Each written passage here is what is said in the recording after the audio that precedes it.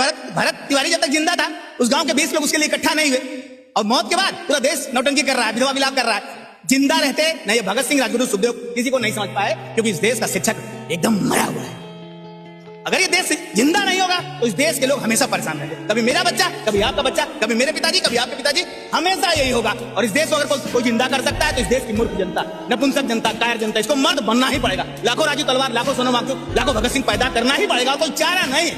बिना मरे बलिदान दिए हजारों राजू तलवार जब तक नहीं मरेंगे, सोनम वांगचुक नहीं मरेंगे, भरत कुमार नहीं मरेंगे, ये देश जिंदा नहीं। भारत के सारे लोगों को गांडू कहते रहते हैं, गालियां देते रहते हैं, ऐसा क्यों करते हैं? वो गाली नहीं है, वो एक काम करने का तरीका है, और इस गाली के रहस्य को वही समझ सकता है जो कम से कम 10 रुपया महीना, 1 लाख या 100 रुपया महीना देगा, नहीं तो कभी नहीं समझ पाएगा। आप 2027 में राष्ट्रपति बन रहे हैं। राष्ट्रपति बनना है? अरे राजू तलवार को ही राष्ट्रपति बनना चाहिए, पार्टी का गुलाम कैसे राष्ट्रपति बनेगा? आजादी से लेकर तक पार्टी का गुलाम, पार्टी का गुलाम, party party party party party party देश है क्या?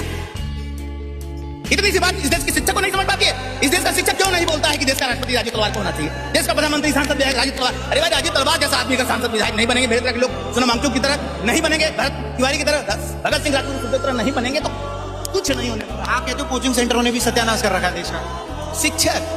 शिक्षक अगर जिम्मेदार होता तो कोचिंग पनपा ही क्यों होता? हमारे पापा शिक्षक थे, 50 आज 40,000 पेंशन पाते हैं, 40,000 पेंशन पा रहे हैं 15 साल से। देश के लिए कौन सा त्याग किए बताइए?